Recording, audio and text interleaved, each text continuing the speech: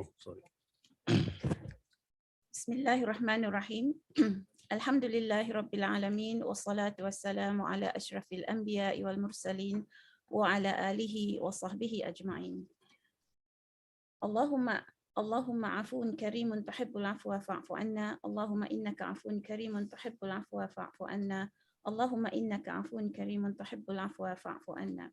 Rabbi shrah li sadri wa yassir li amri wahlul 'uqdatam min lisani yafqahu qawli.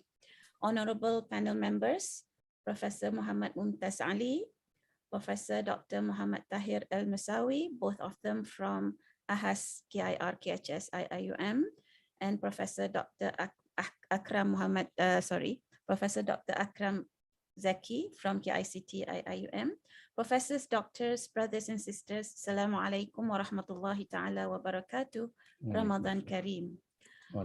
Welcome to Centris Sharing Session Series number 3, a tribute to Al-Marhum Professor Emeritus Tan Sri Dr. Muhammad Kamal Hassan, with the area of focus Professor Kamal as a scholar.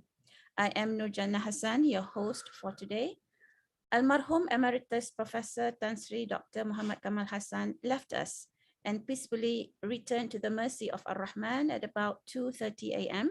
Thursday, 3rd Sha'ban 1444 Hijrah, 23rd February 2023. May Allah subhanahu wa ta'ala forgive his shortcomings, reward him for his tremendous and momentous contributions, and elevate his status in Jannatul Firdaus to be among Anbiya, Shuhada, and those closest to him. Ameen. In remembrance of Allah Yarhamhu, let us all quietly recite the Kitab for him, for our teachers, our elders and colleagues who have gone before us. Al-Fatiha.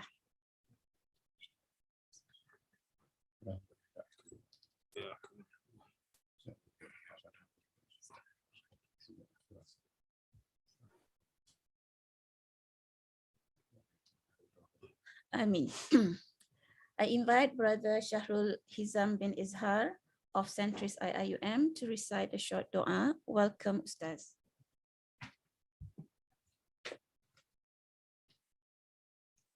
أعوذ بالله من الشيطان الرجيم بسم الله الرحمن الرحيم الحمد لله الذي له ما في السماوات وما في الأرض وله الحمد في الآخرة وهو الحكيم الخبير والصلاة والسلام على أشرف الأنبياء والمرسلين وعلى آله وصحبه أجمعين اللهم أنت ربنا لا إله إلا أنت خلقتنا ونحن عبادك ونحن على عهدك ووعدك ما استطعنا نعوذ بك من شر ما صنعنا نبوء لك بنعمتك علينا ونبوء بذنوبنا فاغفر لنا فإنه لا يغفر الذنوب إلا أنت آمين.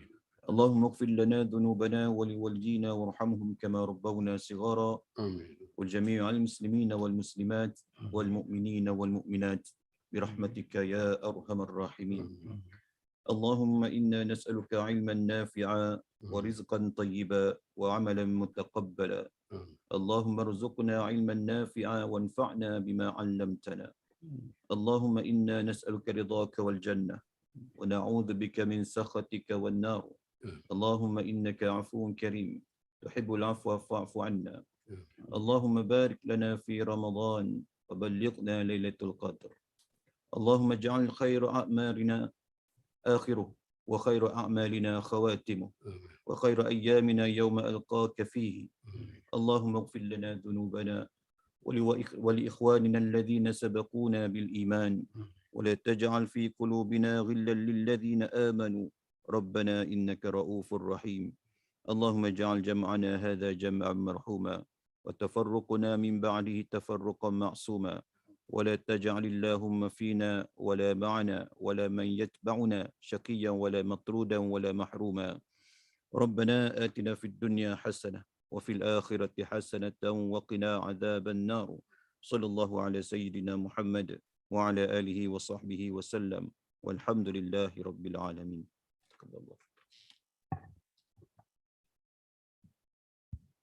Amin, amin, ya Rabbal Alameen. Thank you very much, Ustaz. Indeed, the passing of Professor Kamal Hassan has been a great loss to the Muslim world and to the IIUM. Many of us are still grappling with the fact that he is no longer physically around that we can just drop by for a consultation and be received by his warm welcome. On the prompt by Dato Hamidun, the Director of Centris, the Office for Integration, Islamization and Relevantization OFIR organizes a series of 4 sharing sessions as a tribute to the most significant founding father and philosophical pioneer of the IIUM. Leaders come and they go.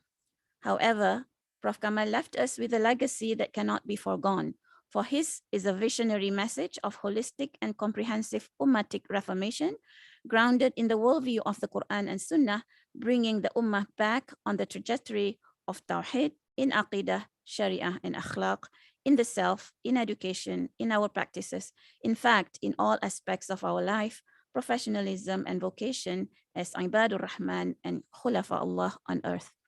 Anchored on the purity of the spiritual heart, bringing us to the future of Islam and that of the Ummah.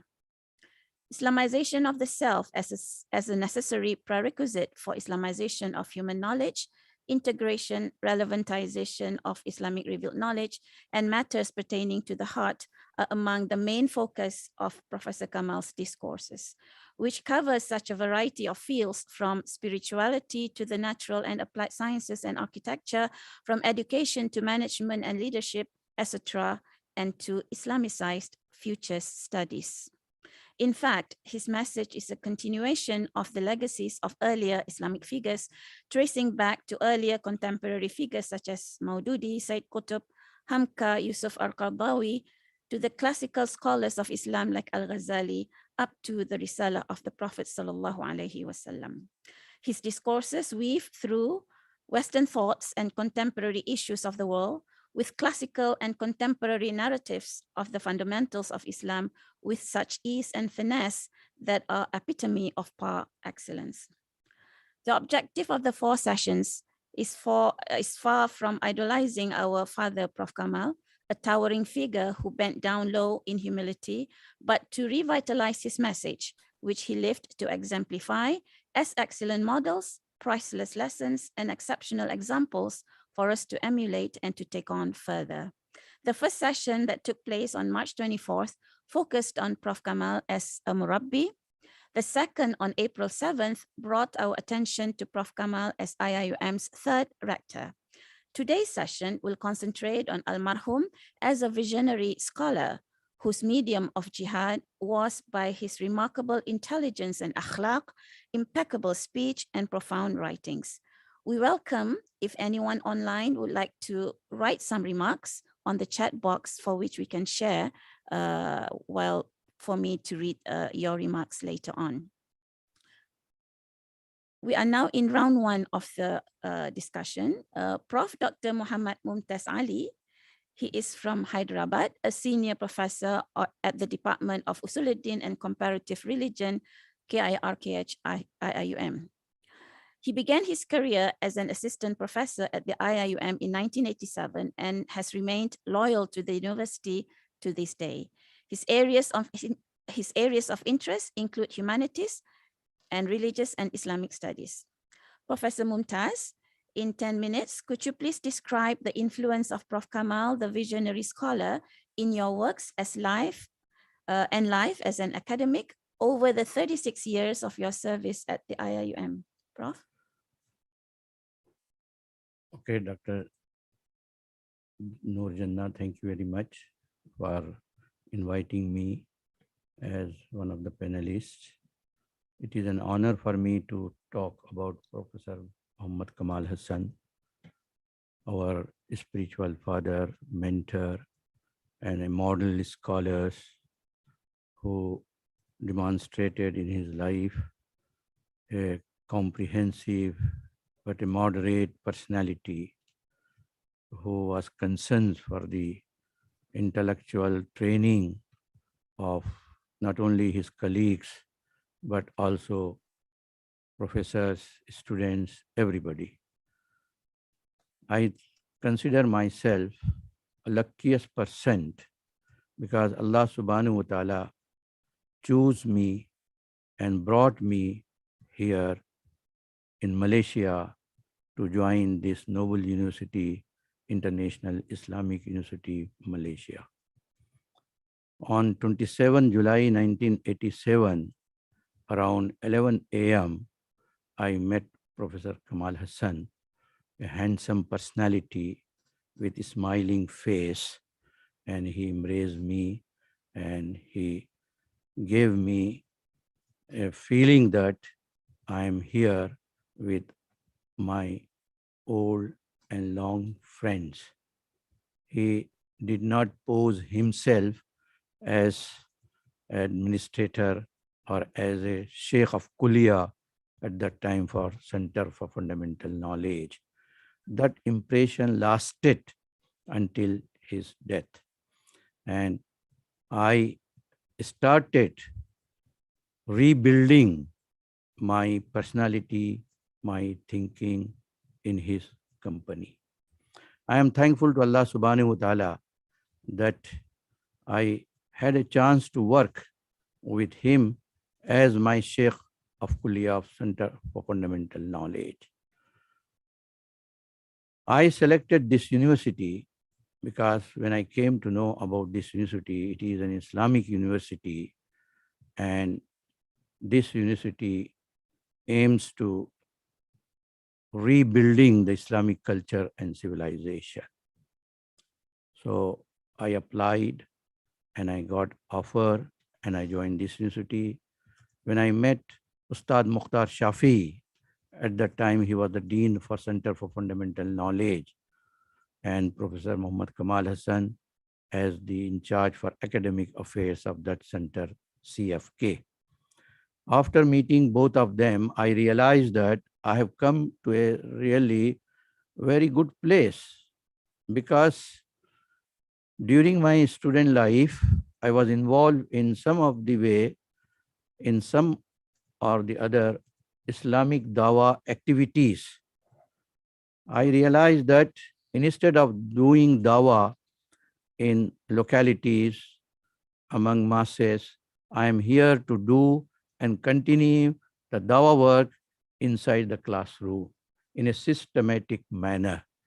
So Alhamdulillah, I learned many things and I started reforming my mind how to teach the courses.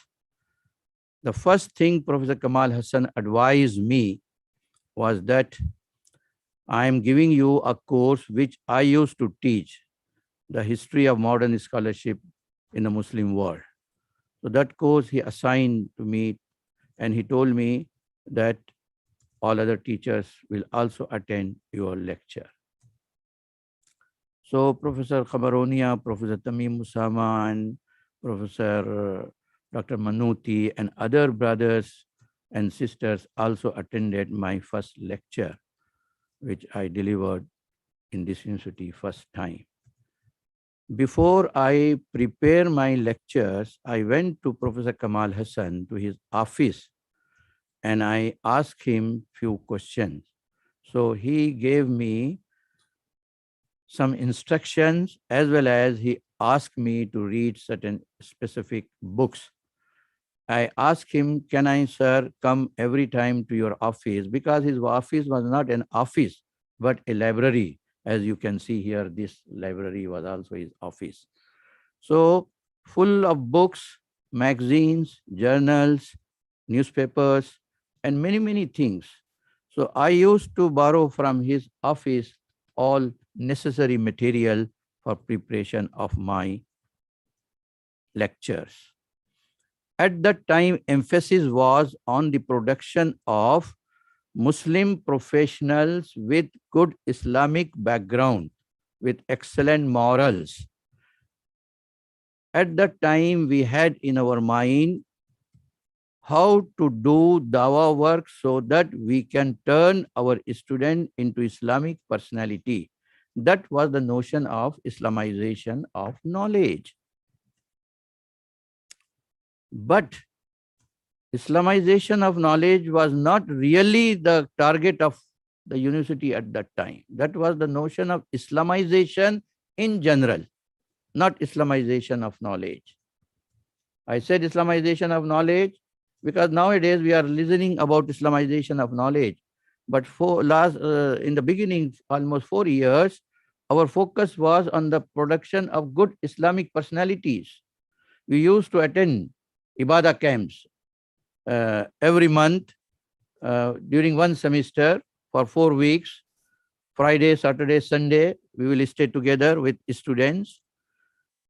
From there, I started learning about Professor Kamal Hassan, his behavior, his smiling, his interaction with students, and he became a role model for me. And when he became convinced with Islamization of knowledge, again he dedicated himself to that. I will speak about that later on. Now, at this moment, I want to say that I deliver lectures first semester, second semester, third semester, and also I used to attend his lectures. Then I changed my teaching methodology. I was serious lecturer at that time. I started following Professor Kamal Hassan's style, making some jokes during the lecture, attracting the students' attention to certain other things, and posing certain challenging questions. I think after that, I was asked to teach a course for a diploma in Singapore. I went there and I started teaching that course. The class was generally held at 7:30 after Maghrib prayer, and it will go until 11 o'clock. So in between there will be a break, for tea break. So I told my student that was my first lecture there in Singapore. I told my student that we have taken our dinner, and this is a good time to feel sleepy and sleep. You can sleep in my class, something like this. But after, when I started my lecture and the break was announced, a student went outside. The organizer came and she told me, Ustad, I attended your classes in IIUM. You were a boring lecturer at that time. But now I am hearing all the students are admiring you and telling us that this is the best lecturer till date which we listened or we heard to our teachers from UIA. I said, this credit goes to Professor Muhammad Kamal Hassan. He really impressed me. Islamization of personality, Islamization of teaching methodology as well.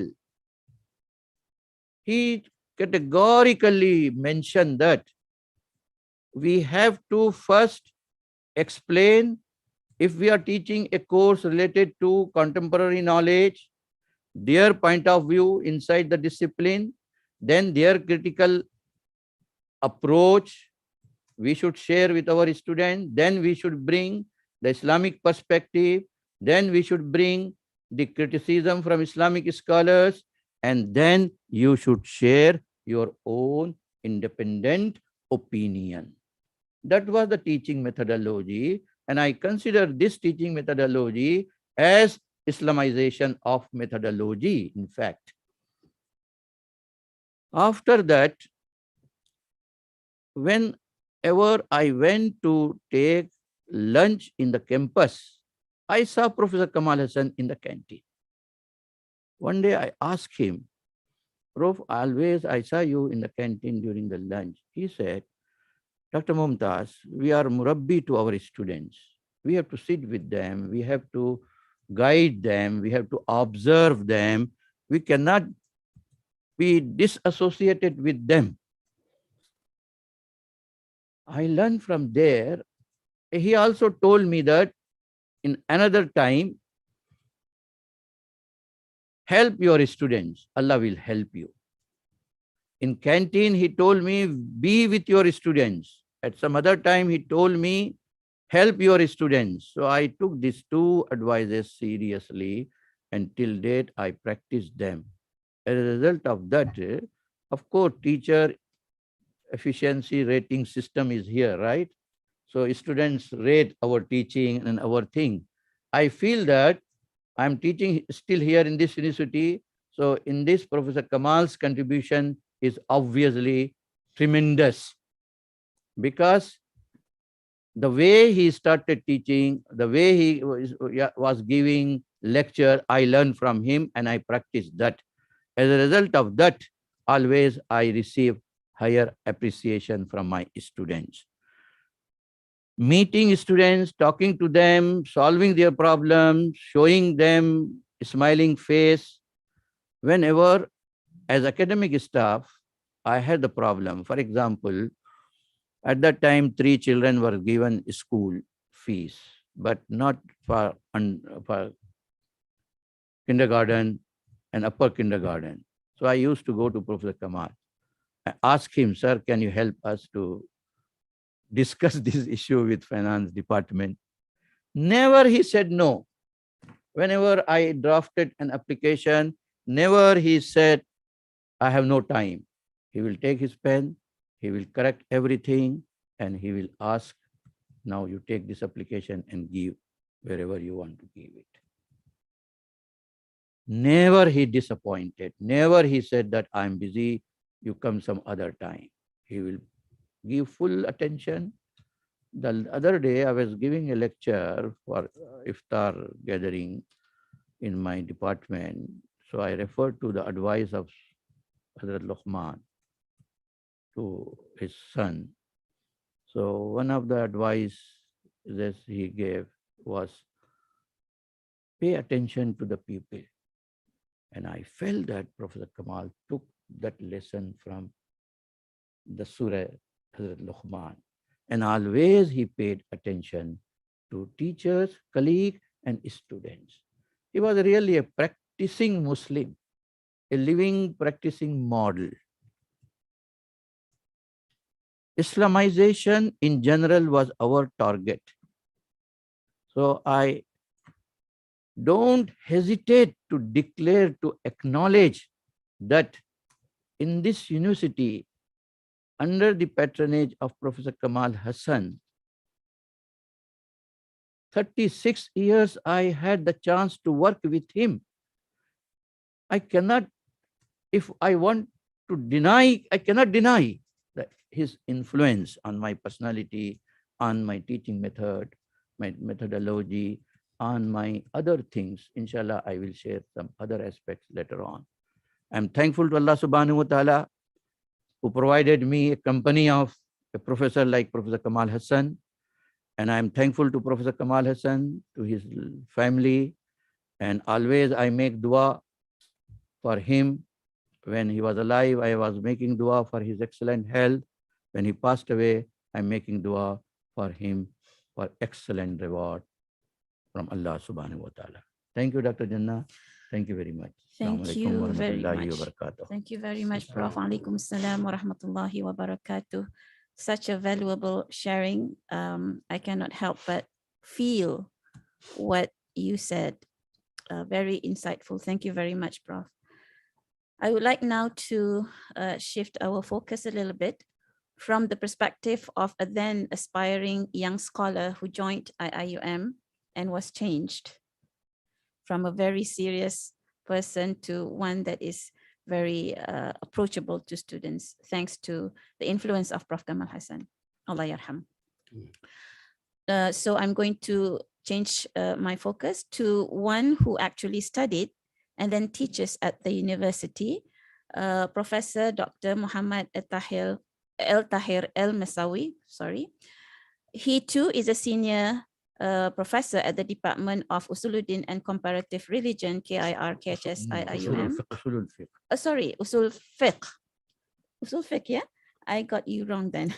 But I graduated from Usuluddin. All right, he graduated from Usuluddin. Thank you for the correction. I understand that you obtained your master's degree and PhD from IIUM, Prof. Yes. Prof. Tahir, in 10 minutes, could you please share with us the impacts that Prof. Kamal, the visionary scholar, had on your personal and professional developments from your student years to the times that you served the university as a colleague of Al-Marhum? Prof? بسم الله الرحمن الرحيم الحمد لله والصلاة والسلام على رسول الله وعلى آله وصحبه أجمعين. Thank you very much, Dr. Nur Jannah, and thanks for Centris to allow us this important opportunity to share our not just thoughts but also emotions about one of the luminaries of the Muslim Ummah in general and of this university in particular, the late Al-Marhum Professor Muhammad Kamal Hassan, may Allah bless his soul. Ameen. When I joined IUM toward the end of 1991, I did not really have the chance to know Professor Kamal Hassan. It was only about 1 year later, the end, September 1992. It was during an international seminar or conference organized on Malik bin Nabi, organized by Professor Othman Bakar and some other people. And from there, I had the chance to know about Professor Kamal Hassan in person. Maybe I had heard about his name before, but I did not have the chance really to encounter him. And it is interesting, perhaps what made Professor Kamal Hassan interested in a student like me. I was just doing my master's. The occasion was that I presented a paper on Malik bin Nabi, and I was still doing my master's. And because of that, Professor Kamal Hassan, I can say that he adopted me. Somehow, he adopted me. I don't know whether the paper was really very impressive, but because of his interest in Malik bin Nabi, perhaps, and scholars and thinkers like him. So, and he saw that someone at this stage still struggling with his MA was talking about such a grand mind or a big mind like Malik bin Nabi, made him interested, and I can say really a kind of adoption. He adopted me, and the relationship became more intimate. So he was really addressing me, talking to me, not just as a student. So whenever we had the opportunity to meet, and this used to happen mostly at the office of the rector, Datu Dr. Abdul Hamid Abu Sulaiman, Allah yarhamu, because I knew Abdul Hamid Abu Sulaiman before even I came to IIUM, and I used from time to time to go to office, and Prof. Kamal was his deputy, and sometimes he would open a discussion, and with the late Abdul Hamid Abu Sulaiman, and some kind engages me in it.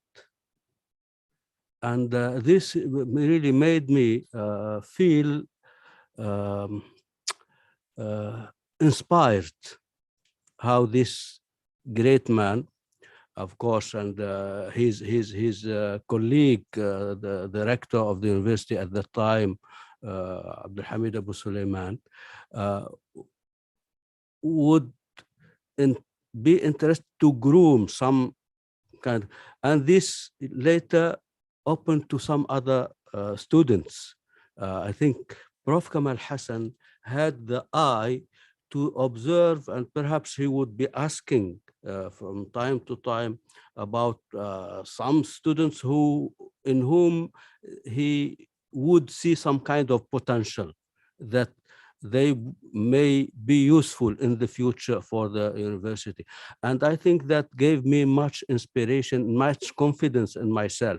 So when I embarked later and was encouraged to do my MA thesis, I remember that the late Muhammad Arif Zakaullah, who was in economics, because I took some course with him and others, and his relationship with Prof. Kamal Hassan was very strong, a kind of intimate relationship.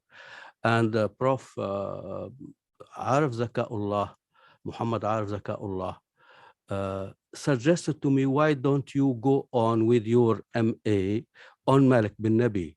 Don't just deviate, since you have started and people have been appreciating this start. So better you continue on that path. And Alhamdulillah, that was really interesting, because it gave me, opened to me the door, a wide door, to engage in Islamic thought at a very high level. Writing on Malik bin Nabi was not really something easy, but was challenging due to the sophistication and complexity of his thought. So that stage of my life as a student went on, and then I was involved, was appointed to as a lecturer in the Kulliyah, but seconded to IIIT to take care of the journal Islamiyat al-Ma'rifah, which was established actually at the campus. The IIIT had its office in PJ within that small campus, and I was then taken to be responsible for the initiation and preparation for that journal.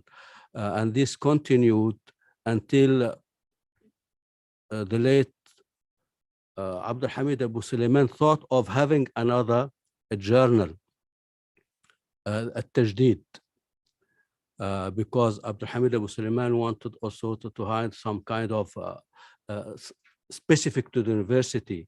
The Islamiyat al-Ma'rifah was something branded as IIIT journal. So Abu Sulaiman thought of another project, and I was asked to suggest a name, a person whom they can trust with taking this task. So I was thinking, trying to scratch my memory, and they told me, never mind, whether from this university or outside, and wherever the person might be, don't worry. So I came up with a suggestion, and alhamdulillah, the suggestion was accepted, and the guy was called from Paris, our friend, he was his colleague in the department, Dr. Muhammad bin Nasr. And I remember when, because we were sharing the same office, both journals, so we wanted for the first issue of At-Tajdid that something should come from Prof. Kamal Hassan. And we were from time to time, going to his and meet him, and of course try to give the spectrum of the new journal, what it about, because Abu Sulaiman was very meticulous. You have to do this, even about how to devise the sections and to name the sections of the journals. He was very concerned about that. And then we wanted a lead article by Prof. Kamal Hassan. And alhamdulillah, I remember he was saying, I'm not good in writing in Arabic. So I think Abu Sulaiman told bin Nasser, don't listen to what he's saying. Just ask him to get the article in Arabic. Don't get it in English. So Prof. Kamal Hassan, when he was told that his boss is saying this, Oh, my dear, I know he had high regard and respect for the late Abdul Hamid Abu Sulaiman, and that they were very close and intimate relationship actually between them. So, Alhamdulillah, Prof. Kamal Hassan managed with a few weeks to come up with a very interesting article, and really it was the lead article. It's something about Islam and Islamic thought in the Malay world. And you can now go to the archives of At-Tajdeed and you will find that important article. And then came his travel to the US on visiting professorship. This was perhaps 1997 or something like that. I cannot exactly remember. But when he came back,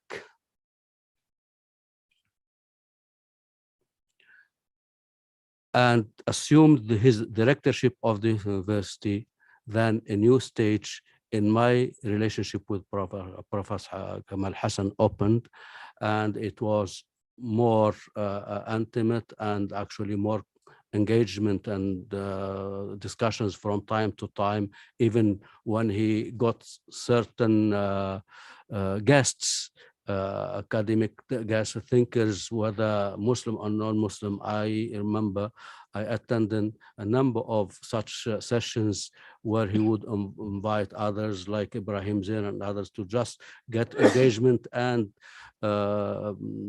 portray the vision of IIUM as an institution trying to embrace the approach of integration or Islamization of knowledge with a different understanding and new horizon of thought.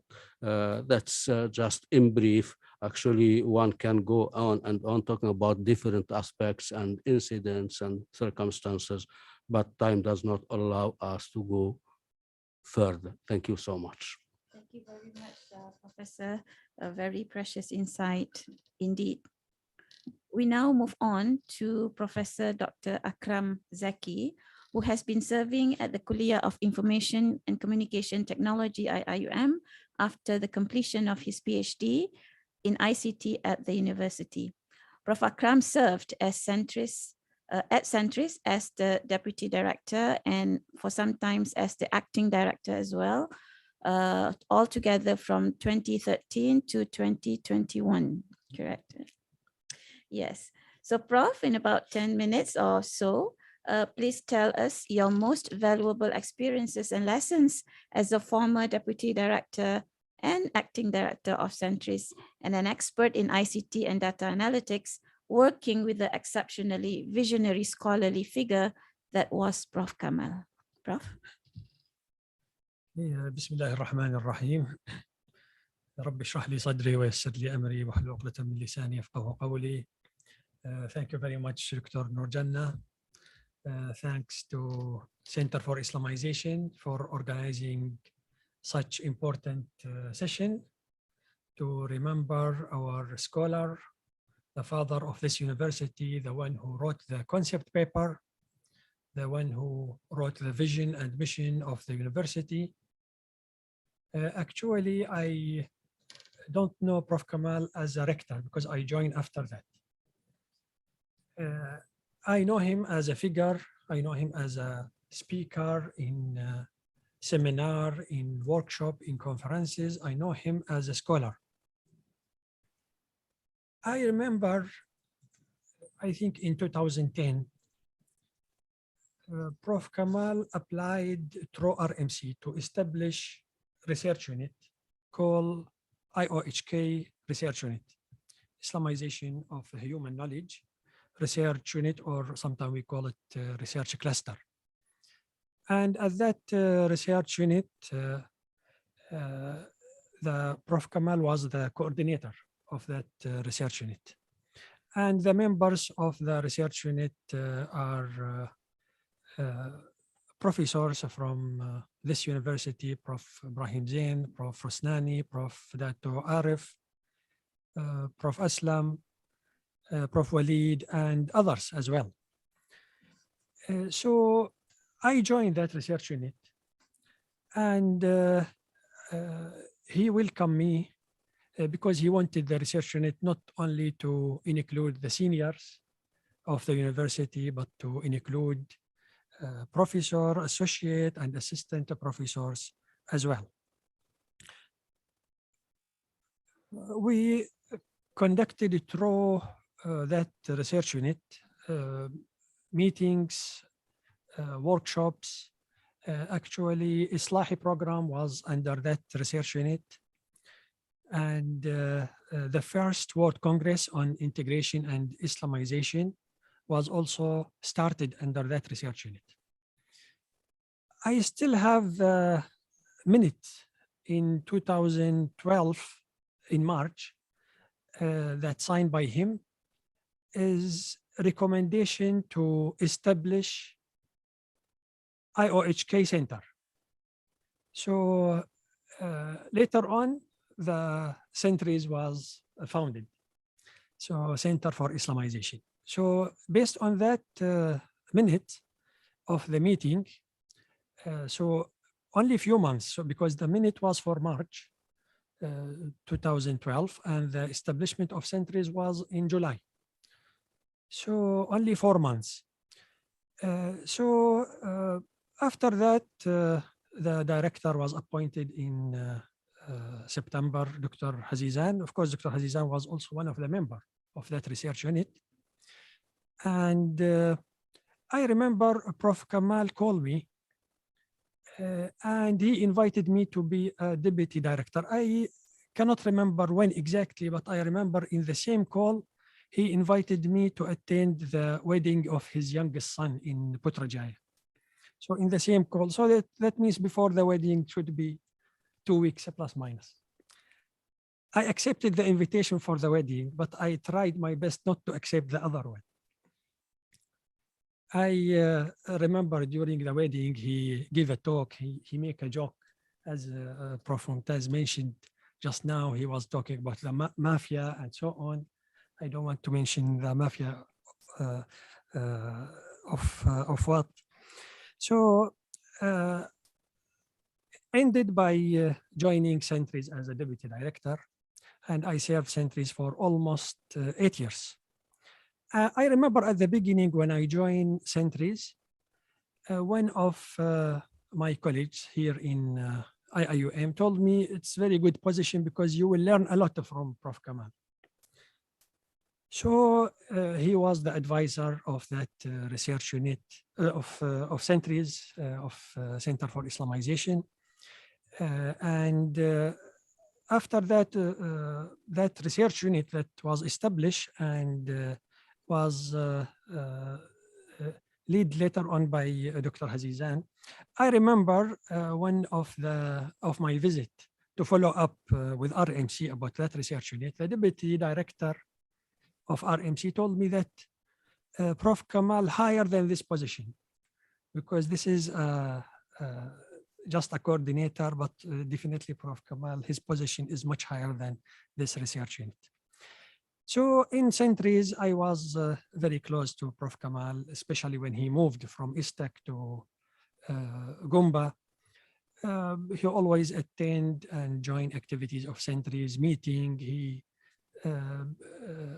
joined the meeting, follow the agenda, quiet and very humble. And sometimes he cover the director when the director is absent or on leave. He receive a guest, he receive a student, sometimes they want to do interview with him, survey, questionnaire, he correct their language, he try to help. I know him that joining the 5 prayers at masjid, joining always the ibadah kam and qiyam, and joining i'tikaf, especially in the Ramadan, last 10 nights of Ramadan, he used to sleep in this room and join the i'tikaf and tahajjud. I remember in the few years back, he was sick, 2017, 18, he was sick. So I told him, Prof, what about i'tikaf this year?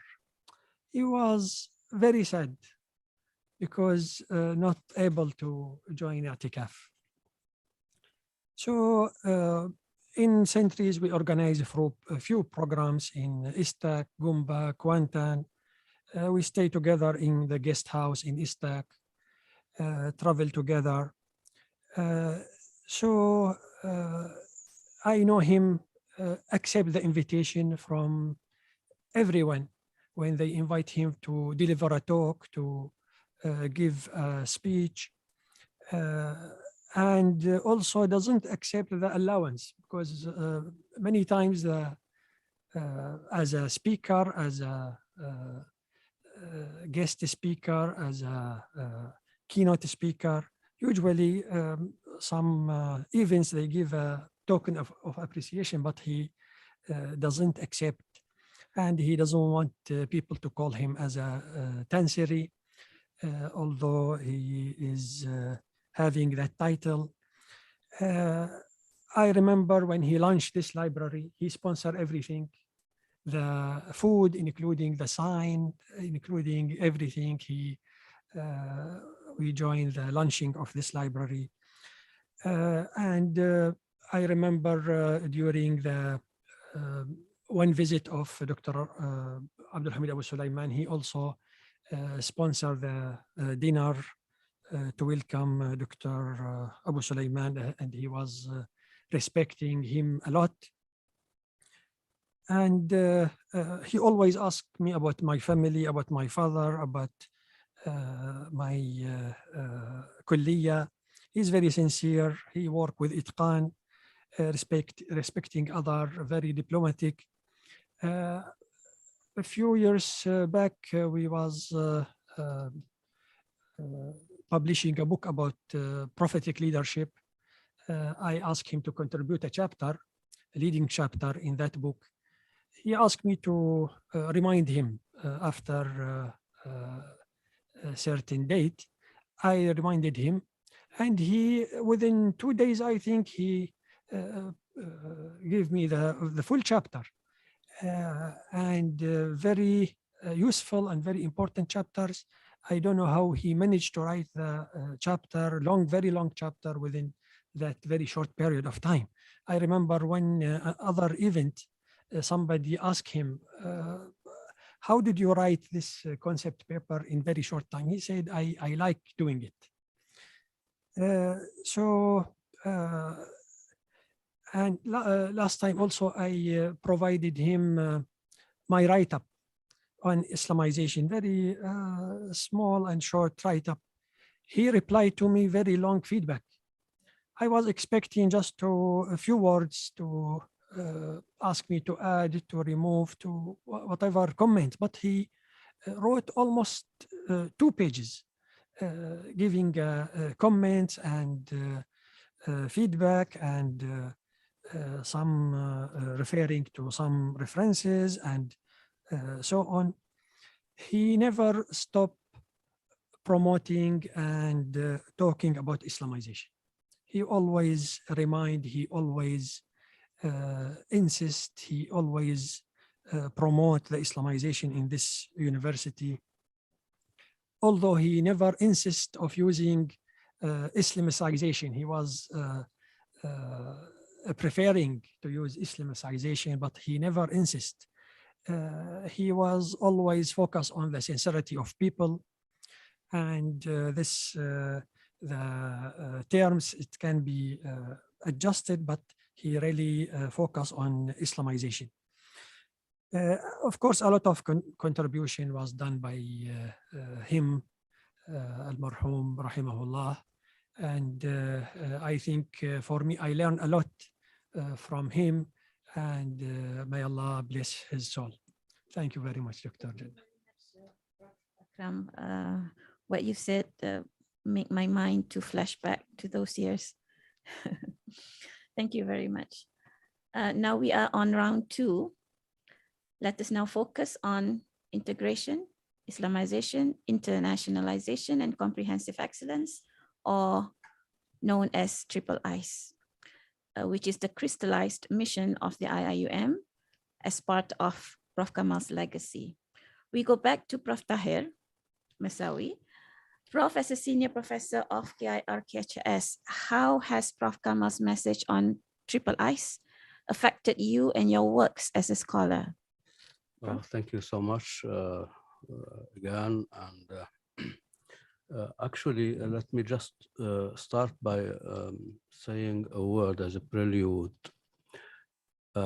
When Prof. Kamal Hassan took over as rector, the university was actually going through a quite critical period, and turbulent times were facing it. And by his wisdom and considerate administration and management, he was able really to navigate the university's march and enable it to overcome whatever obstacles could face it on the way. So this from the administrative side and the management side. But most importantly, after that, Prof. Kamal Hassan, it seems he was very much concerned about the future of the university in the long run and its personality as an institution, its character, its mission. And that's why he came up with this very impressive move to make people think. And I remember there was the discussions, and on many occasions discussions involving different people were invited from sometimes to his office at the rectorship, sometimes he will meet people, and I had the chance to be part of some of those discussion circles, and he was as if to let people think and try to see how people really were visualizing the future. But he has the agenda. His agenda, it seems to me, was to really ground the mission and vision and objectives of the university in a solid framework. And as a result of that intellectual engagement, in which he involved different people from different kulliyas and from different levels, emerged this triple ICE, or triple ICE, the Islamization, integration, internationalization, and comprehensive excellence. And to institute that and ground it in the institution was a move by Prof. Kamal Hassan to make it something solid, stable, so that no one will easily try to deviate or say get the university out of its original track. And I think that was a very wise and very far-looking act which Prof. Kamal Hassan undertook. And then to make this a general awareness among the students and among the academic staff, the academics throughout the university, the posters carrying those things were put in each and every lecture room and even in some offices. And I think this was a very interesting thing, because when a student or when students and their lecturer come into the classroom, and then they see that there is nothing else except these, I think there are three posters that were hanging on the walls. So any serious person would ask questions about what does this mean. And I remember when I had the chance to teach classes, whether for undergraduate or postgraduate, in such lecture rooms, especially at the beginning of the semester, I would take some time to initiate the people, because some people, some students, whether from this university or coming from abroad, might not necessarily know about what that meant. So this will give the chance anyone serious actually and committed or aware of the university's vision and the university character, especially distinctive character, would be it would be wise on him or her to start with what was hanging on the wall. And I used to take the opportunity, especially at the beginning of each semester, to do whatever I can to initiate the students or to explain to them and to introduce them to what those four letters mean. And the other thing which Prof. Kamal Hassan did to ground Islamization, integration, etc., in the university was to overcome some misunderstanding, because at some time, some people from Islamic studies disciplines were wondering and would wonder and even go to the level of claiming that Islamization does not have anything to do with that.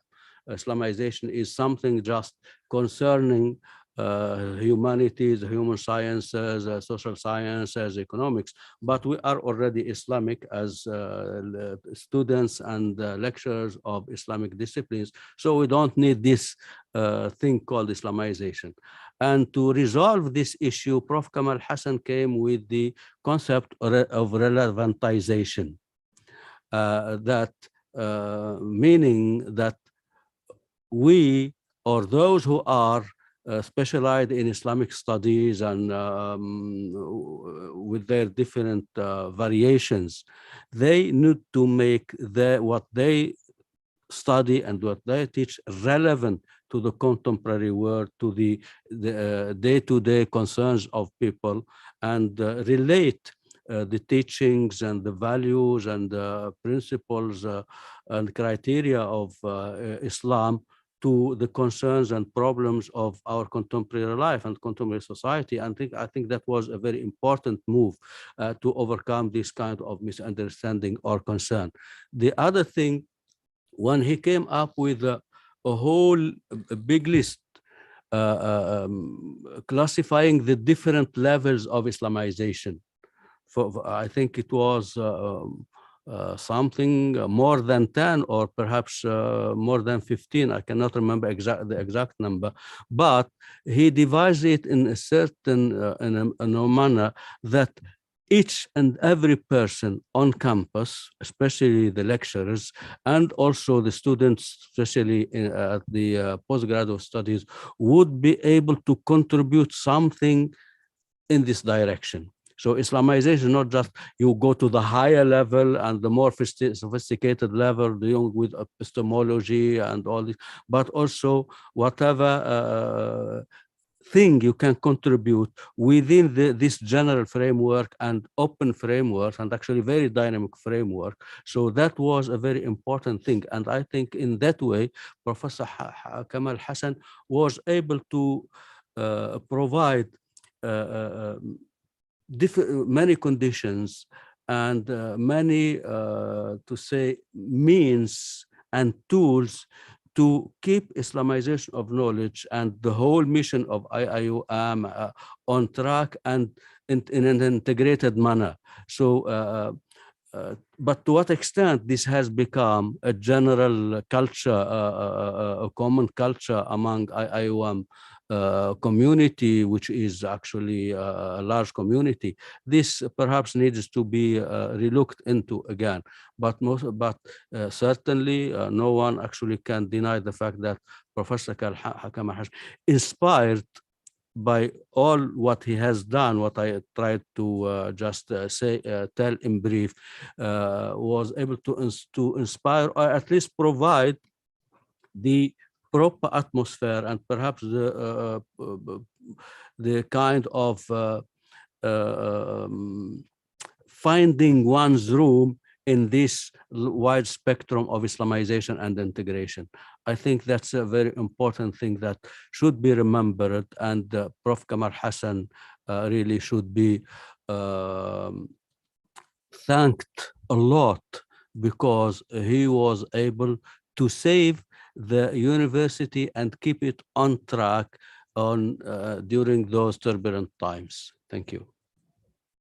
Thank you very much, Prof. Tahir Masawi. That was very,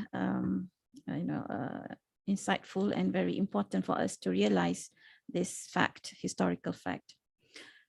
Prof. Akram, your take, Prof. As a professional, a researcher, and an academic in the field of ICT, how has your understanding of triple I's affected or influenced your teaching and professional works, Prof?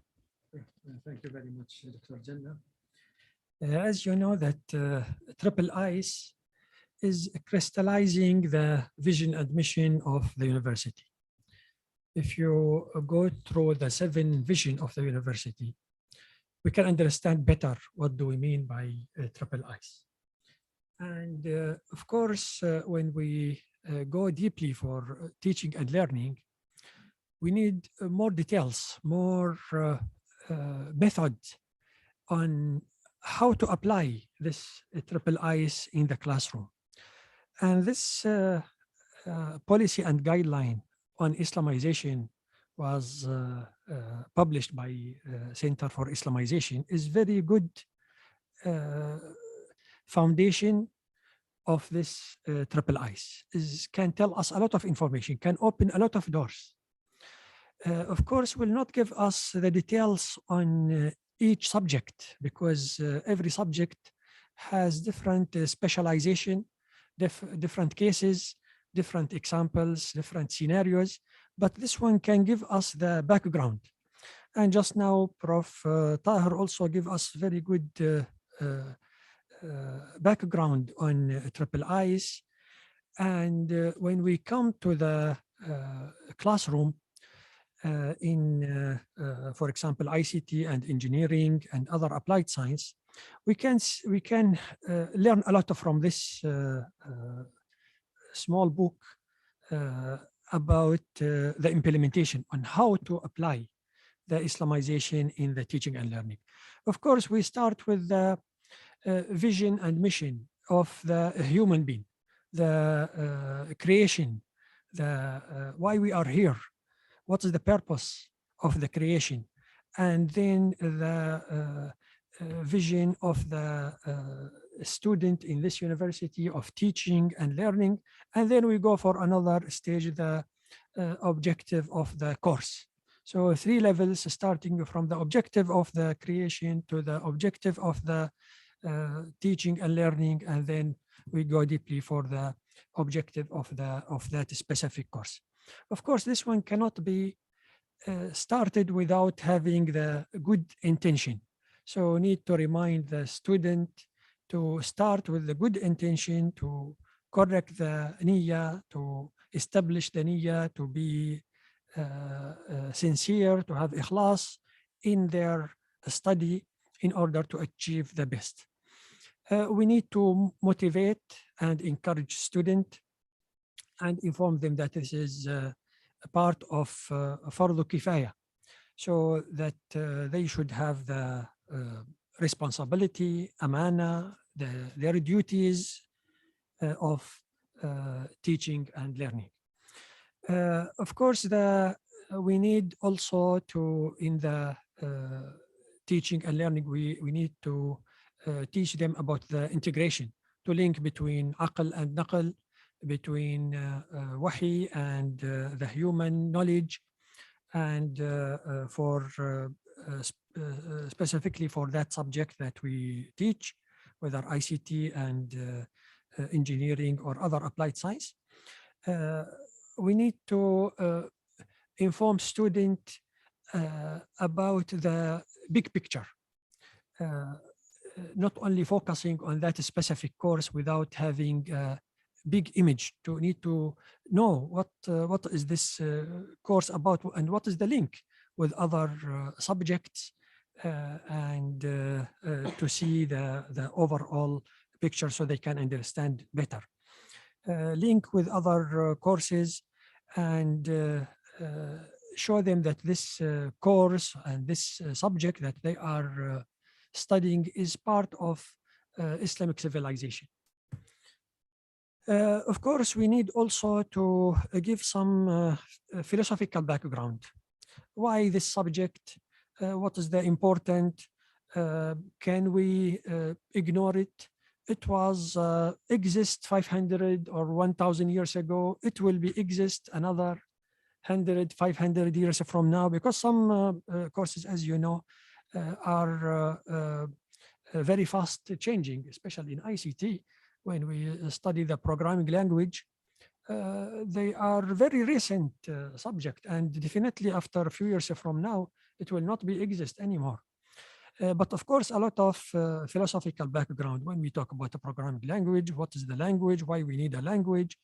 About communication, about many things, as an example for a programming language, but others as well, other subject as well, when we talk about computer organization, when we talk about object-oriented, about other courses, multimedia, a lot of philosophical background. So a lot of a question we need to ask, we need to study also the history of that subject. Actually, this information, you will find it in this policy and guideline in between, you can pick up. So the history of that subject and how this course started, and the change in this course, the development of this course. Also good to link the subject with Islamic scholar contribution. A lot of contribution was done by Muslim scholars, Al-Razi, Ibn Sina, Al-Khawarizmi, and Ibn Nafis, Ibn al-Haytham, and many others. It's good to show the heritage of Muslim scholars and to differentiate between Islamic worldview and other worldview, because the Muslim scholar, when they develop their different subjects, they did not register copyright for their knowledge and protected their knowledge and so on, and patent and so on. So this is one of the things that need to inform the student, that the idea is to share knowledge, is to transfer knowledge to next generation, is to separate knowledge, not to hide, always to advise others, always to transfer knowledge to others. So when we talk also about Islamic worldview, we need to mention at the beginning of the Tawheed that all what we are teaching should be based on Tawheed. And of course, the Aqidah and Sharia and Akhlaq, the three principles of our religion, and the need to also separate the principles of Imaratul Ard and Istikhlaf, and other principles as well, the justice and mercy and so on. Is need to link our subject to Maqasid al-Sharia, protecting of life, protecting of religion, and also how to serve the community, how to serve the society from this course. Also is another things need to be done. So all these are yes, it's triple ICE is very short term, but actually a lot of embedding principles behind it. Also how to transfer this theory to application, to make use of it, how to have a foundation, Islamic, Quranic and Quran and Hadith foundation for that knowledge. A lot of things you can find it from this policy and guideline about how to. Of course, in ICT, we don't have a big problem with correction, with removing, with re-establishment. Maybe other subject, they need to correct, need to criticize the topic and so on, but in ICT less a problem. Although we need some time to correct when I teach, for example, multimedia, sometimes I find some photos, unsuitable photos to be presented for a student. So this is just a reflection about the triple I's in the classroom, in the teaching and learning in ICT based. Thank you very much, Dr. Jan. Thank you very much, Prof. Really, triple I's is a very short acronym, but reaching far and wide universally. Thank you very much. Now we move to Prof. Mumtaz. You have been teaching Islamization course, and I personally know that your family and your commitment are very much towards Islamization. How has Prof. Kamal's message affected or influenced you and your family, for that matter, in terms of the propagation of Islamization works? Prof? Okay, thank you, dear Dr. Nur Jannah, again, giving me this time. I want to cover 3 things here under this. As a Malay scholar, Professor Kamal Hassan accepted the vision of the mission of Islamization of knowledge. Not only accepted, he included in the constitution of IIUM. What is IIUM? Many people, I feel till date, have no vision of our university, International Islamic University, Malaysia. This is the book, Shaping Global Islamic Discourses, a study of role of Al-Azhar, Al-Madina, and Al-Mustafa. Author says clearly in this book that Al-Azhar represents a traditional point of view, Al-Madina, Salafi school of thought, and Al-Mustafa, Shia school of thought. It was a challenge to establish an international Islamic university in contemporary times. Thanks to Allah subhanahu wa ta'ala who selected Professor Kamal Hassan for this task. And Professor Kamal Hassan included his blood in the concept paper. In the presence of these universities and in subcontinent, Darul Deoband, Nadwatul Ulma, other Islamic institutions, coming up with an international Islamic university was a challenge, intellectual challenge, in fact. And surprisingly, historian will note this fact. This university did not start with the Kuliya of Sharia, the Kuliya of Usuluddin. Why? Being an Islamic university, Kuliya must teach first Islamic studies, faculty of Islamic studies. Never these terms were used in IIUM. Professor Kamal always said, we are not repeating Al-Azhar or Al-Madina. This is a unique university, different university. So he shares Center for Fundamental Knowledge concept, not the Islamic studies concept.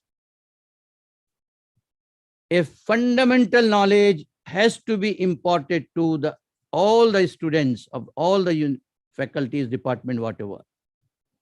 What is that fundamental knowledge? Not Islamic studies, not Sharia sciences.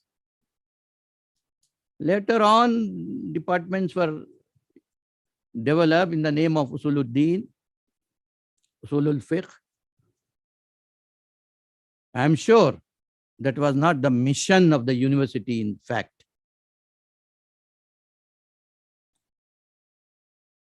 What happened later on when the Kuliya came? Again, Professor Kamal Hassan and Abdul Hamid Abu Sulaiman worked together jointly and came up with the idea of Islamic revealed knowledge and human sciences. Again, no faculty of Islamic studies. Recently, I think 6 months or 7 months before or 1 year now, when Centris made the announcement that they are offering a diploma in Islamic studies, so I wrote to the then director, Dr. Kamal, that we never use the term Islamic studies in IIUM. Later on, I thought that I should also share with Professor Kamal Hassan, so I sent him WhatsApp message. He said, "You are right, Dr. Mumtaz, I will draw attention to them towards that issue." This university wanted to demonstrate that Islam as a worldview and way of life has directives to all aspects of life. So this university is not focusing only on some dimension in a religious sense. That is why when Islamic revealed knowledge and human sciences term was coined, we were writing on Islamic revealed knowledge division. I was not comfortable with that term Islamic revealed knowledge division. So I came up with this term, Islamic revealed knowledge disciplines. And I realized that later on, other people also started using the term Islamic revealed knowledge disciplines. What is my area of study? My field of study? Center for Fundamental Knowledge, Islamic revealed knowledge disciplines. In this Islamic revealed knowledge disciplines, at present we have fiqh, usuluddin, Quran and Sunnah studies. So how to study these? Can we apply the term Islamization of knowledge? I repeatedly said, yes, we can apply this term. But Professor Kamal Hassan came up with the term relevantization of these disciplines. When I reflected, I realized that he is right. I should not emphasize anymore on that. I should accept relevantization. Why? What does it mean? Because whatever we are teaching in the name of the Sharia faculty, Usuluddin faculty, fiqh and usulul fiqh, 80% material is repeated, imitated. Professor Kamal Hassan argued we need to examine, re-examine, analyze, criticize, and bring up to the level of contemporary times. All disciplines in Islamic revealed knowledge division must reflect the contemporary relevance, because these are the disciplines which are helping contemporary society to flourish based on a sound foundation of knowledge. These disciplines are contributing towards the development of culture and civilization. We are in fact providing an alternative model of education. We are not accommodating. We are working for an alternative model of education.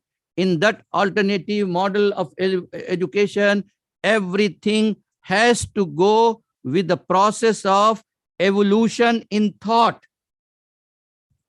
I used to argue in my class on Islamization of knowledge. I said, we are teaching fiqh and usulul fiqh for centuries. What is the development in terms of culture and civilization? In what way we should approach these two terms and these two areas of discipline? In what way? Are we just drawing ahkam? Are we studying how to draw the ahkam? Or we are providing what kind of thought has to be developed? Because liyatafaqahu fi din, the term which was used in the Quran in Surah At-Tawbah, refers to the reflection, thinking and thought. So Professor Kamal Hassan, with the use of relevantization, wanted to influence all of us, academics, students, masters and PhD, that we have to rethink everything. Read clearly his definition of relevantization. He said, we have to examine, re-examine, be critical, analytical, and provide the new insights.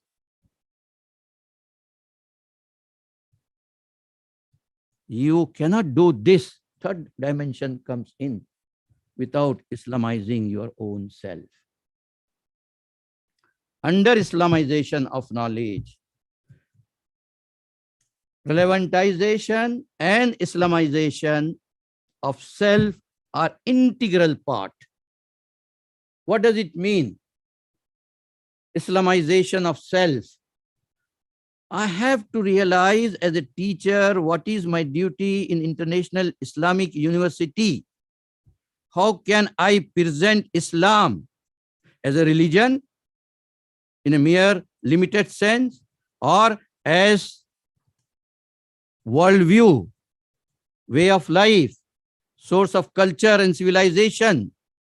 How do I present Tawheed as an aqidah, doctrine, dogma, or the absolute truth and reality of the entire universe? How do we view Tawheed? What are the terminologies which are used by Christians in their theology? Are we using the same terminologies? Theology, for example, doctrine, for example. Kamal Hassan wanted to re-examine. Abdul Hamid wanted to re-examine all these things. For that purpose, teacher has to Islamize himself. Teacher has to have a profound understanding of Islam. Islam is not at all, in a limited sense, a religion. But I am hearing in Jummah Khutbah also, and here and there, that our academic staff demonstrating nowadays, using the word, our religion. Is Islam our religion?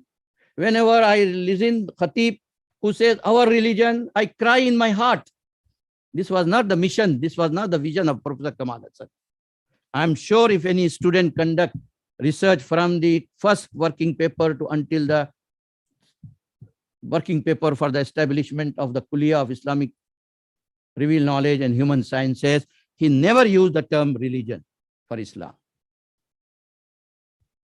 He presented Islam as the worldview, the way of life, and based on that, he wanted to come up with a fresh thought, a thought which can lead the humanity in every area of discipline, in every area of human thought. Our thought has to become a leading. Leading the way does not mean that we are just leading the jalan. Leading the way means our thought has to become dominant, acceptable in such a way that the intellectuals of the world must pay their attention to this thought. That is the meaning of International Islamic University. I ask my student, why do we call this university international? They say, door is open for all nationalities. I say, no, we have accepted consciously the challenge of teaching at the level of international standard. The Oxford, Harvard University has only one perspective, that is Western perspective. But IIUM students have Western and Islamic perspective, who must be superior in terms of understanding the intellectual, conceptual, theoretical issues of the contemporary time. The graduates of IIUM or Oxford or Harvard or Cambridge. This is the challenge. This is the meaning of being an international Islamic university. This is my mission. This is my vision. Recently in IIUM today, I have contributed my aspirations of my life, a small article. In that I said that Islamization of knowledge is not the agenda of the Islamic Ummah alone. As Taha Jabir Alwani has argued, Islamization of knowledge is an alternative civilizational discourse, and it is related to the entire humanity. And I feel that with the slogan of LGBT, the humanity is moving towards total destruction. Allah's curse may come on the whole humanity. There is no major voice from the Islamic world against this evil. IIUM must become a champion against this kind of evils and must pose a challenge. The book of Altaf Gawhar, which was edited in 1976, in which Professor Naqib al-Attah's article occupies the third position, the only book, The Challenge of Islam. We don't have any other book in the name of Challenge of Islam. We are trying to accommodate.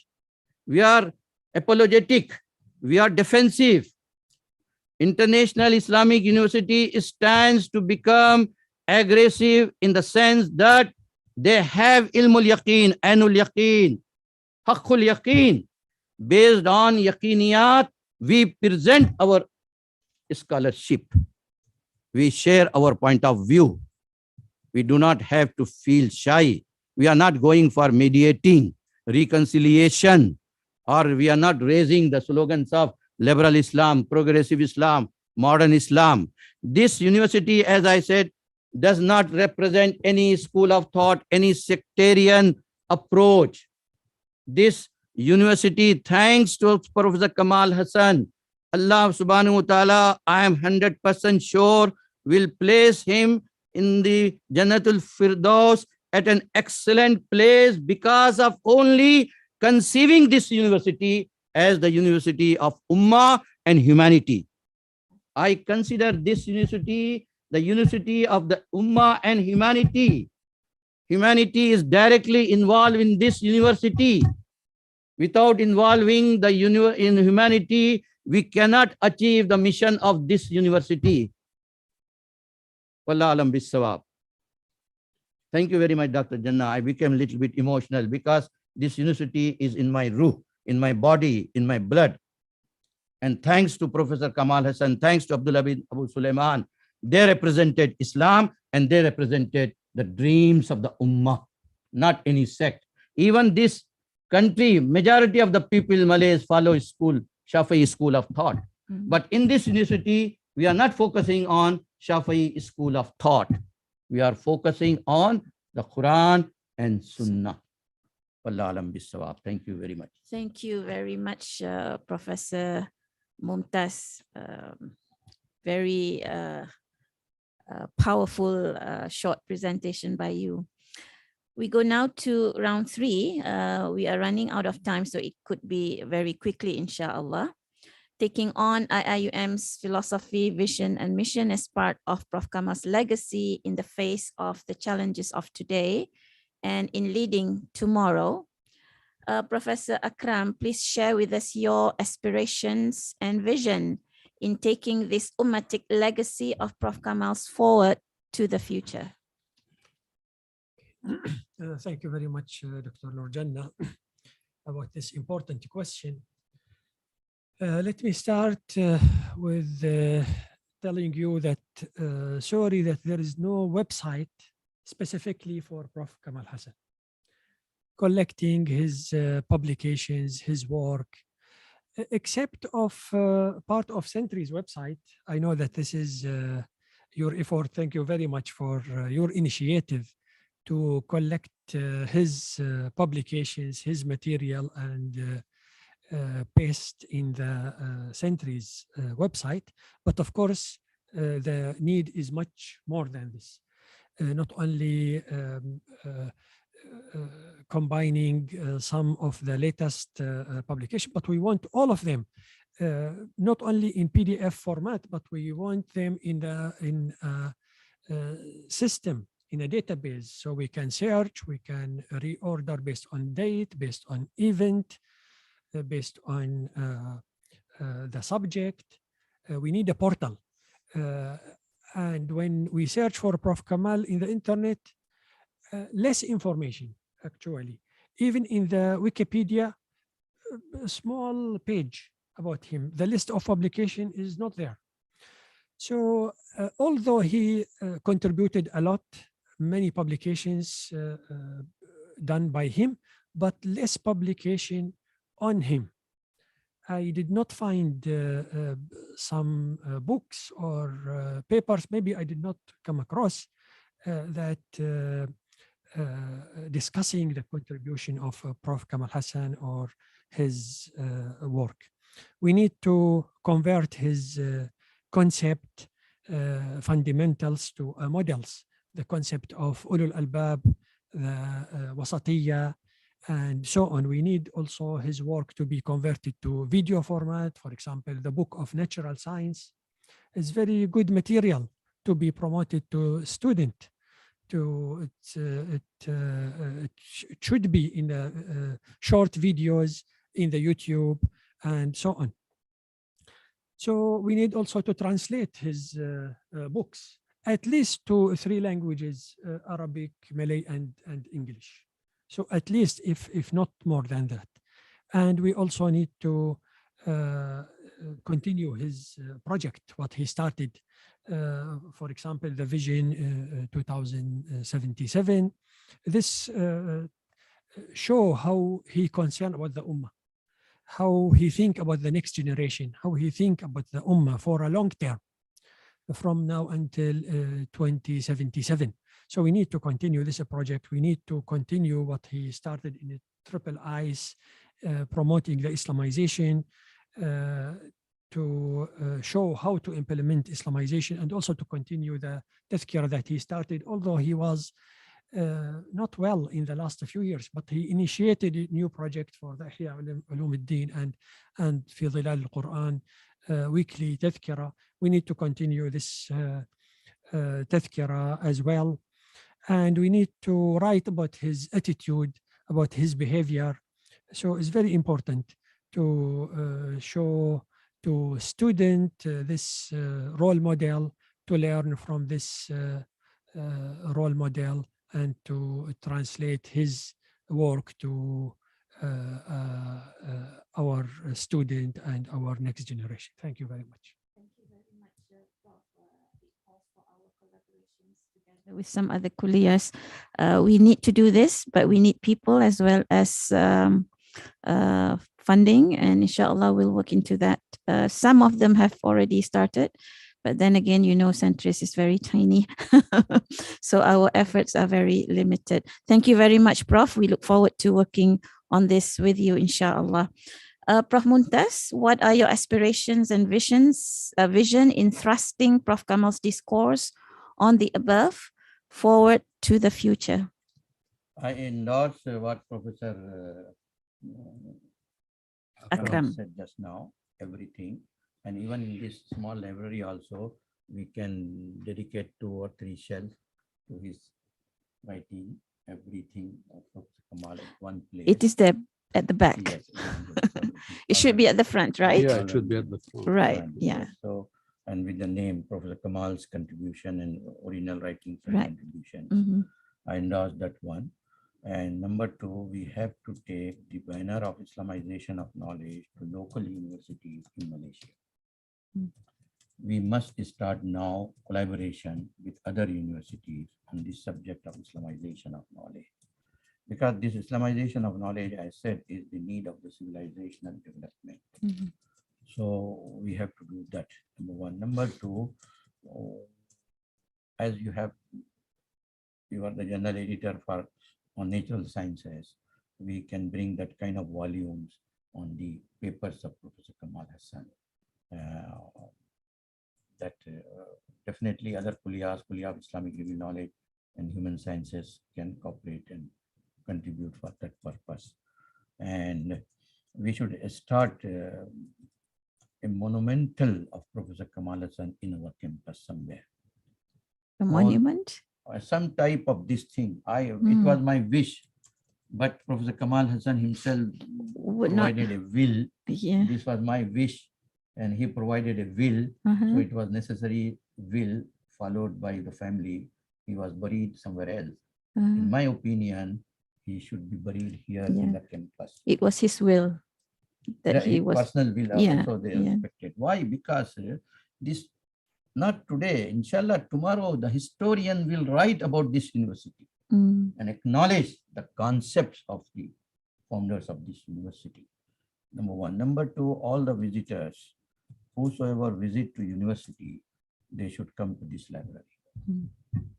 And at the level of the university, from the rector office, this should be a guideline to the PRO office that all should come here, they should visit, they should know about Professor Kamal Hassan.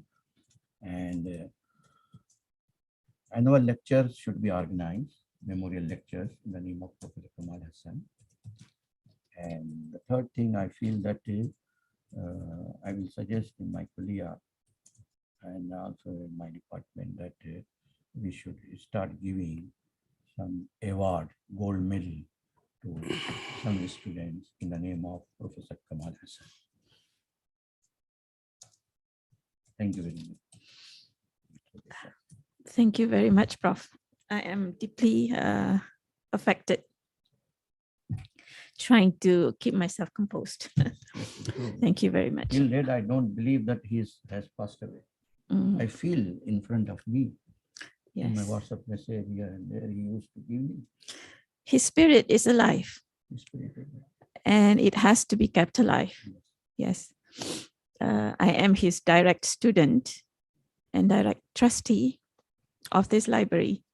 So you touched the sensitive note in me that I am now very affected emotionally. Thank you very much. This Prof. library must stay here in this building. this Yes, place. yes, yes. It is in the will. You can see those 3 documents, Yes, Prof. yes, These are part of the will yes. of Prof. Kamal Hassan. Alhamdulillah. Prof. Tahir, your aspirations and vision, Prof. What do you see are the ways forward regarding Prof. Kamal's legacy on the university's philosophy, vision, and mission, Prof? Okay, thank you again, Dr. Nurjanna, and thanks for my respected colleagues for what they have already submitted and how to go about to the future so as to keep with us not only the memory, but also most important, the aspirations and the motivations and the grand purpose which Prof. Kamal Hassan strived for. And of course, this university is its embodiment. And I would like to just suggest some concrete practical things that we should start doing and planning for from now. First of all, and I am sad to say this, the posters of the mission and vision and etc. of the university should be put back in each and every classroom, because I saw in most of the classrooms at the first stage they fell down. Some people they were kind enough to put them in a corner, and later they disappeared. Many of them have disappeared. And I think now we are, university has embarked on some kind of maintenance of the university. And I think one most important aspect of material maintenance is to put back those posters. So whenever students come in, lecturers come in, will be attracted, their attention will be attracted by those things. This is first, and this should not take a long time. It should be an immediate object of action. And I think Centris should take the lead of this, because Centris is entrusted with the issue of Islamization. This is the first one. Second one, we need to plan to organize an international conference, or at least a national conference on Prof. Kamal Hassan. Papers, people should be called to produce papers, contribute papers dealing with the legacy, intellectual legacy of Professor Kamal Hassan in terms of Islamization and of course, and what are the prospects. So not just something telling what he has said, but how to develop and further enhance and widen what Prof. Kamal Hassan has already laid down. This is third thing. Of course, it may be a consequence of the conference, or it can be done independently. we should think of a commemorative volume, a book that should be produced by people who have been in contact in different ways, engaged with Prof. Kamal Hassan, and appreciate and know his contributions to come up with a volume commemorating his legacy. I think these are three things, and I believe that the Centris is well placed to take over these three items and start from now planning from to get them. And I appeal not just to Centris, but to all bodies and departments and kulliyas and offices in the university to take up this matter seriously, because he is a theorizing person of the university. He has given it a lot, and he promoted its image, and therefore what we are going to do on behalf of him or in his name is not just for him. He doesn't need anything from us. We pray to Allah subhanahu wa ta'ala to bless his soul and reside him in paradise. But for the sake of the university and the mission and the ummah and the humanity, these things should have priority among whatever we are thinking about in order to promote this university. Thank you. Thank you very much, Prof. Now let's have your last words, Prof. Akram. Thank you very much. The last word, I started with mentioning about the concept paper of IIUM that he wrote. And I feel that many contribution here in IIUM is part of his Sadaqa Jariyah, because the establishment of the university was because of that concept paper. So all what we are doing here, the research, the teaching and learning, seminars, publications, is part of that Sadaqa Jariyah, inshallah. So his contribution to all of us are huge. So we need to thank him for that contribution. Even I feel that the salary that I am receiving because of that concept paper that he wrote. Otherwise, we will not work here. So I think the loss of Prof. Kamal is a big loss, not only for IIUM, but for the nation, for the whole ummah. I feel that there is no replacement for Prof. Kamal. He's the man of Islamization, man of Iqra, man of triple I's. So we will always remember him when we hear the motto of IIUM, the song of IIUM, the vision and mission and the leading the way of IIUM, Rahmatan lil Alameen, we will remember him. So I hope really that his student and the university will take forward his vision and mission. Thank you very much. Thank you very much, Prof. Akram. Prof. Tahir, your last words? I just would like to again ask everyone to read Al-Fatiha on the soul of the late Prof. Kamal Hassan, and nothing better than reading these verses and pray to Allah subhanahu wa ta'ala to place him amongst the highest ranks of good people and the select people and the happy people in the paradise.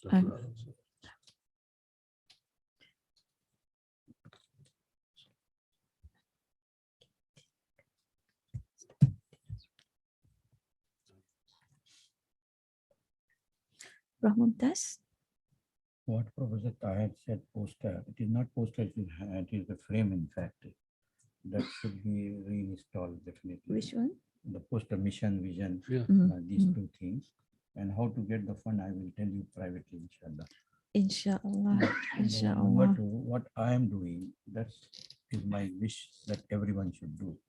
Every semester, every course, undergraduate, master's, PhD, I start when the whole class is full. I give one lecture of at least half an hour, introducing International Islamic University in every class. And I do mention about Professor Kamal Hassan. how he prepared the concept paper for the university as well as the kuliya. So the actual university introduction is integral to Professor Kamal Hassan's life. So I'm doing that, and I feel that everybody should do that. Thank you. Inshallah. Thank you very, very much, professors. Very, I don't have a word for it, a very impactful, a very important and very moving session that we just had. And I'm sure many people, if not all, feel the same way too. We have come to the end of our sharing session. So therefore we will close.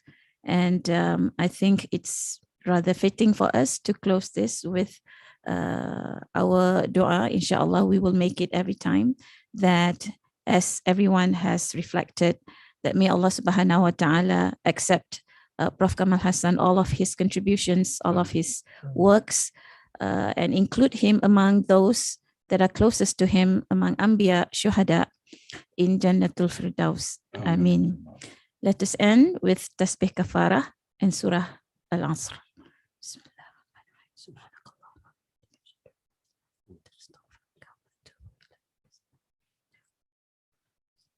Okay, thank you very much.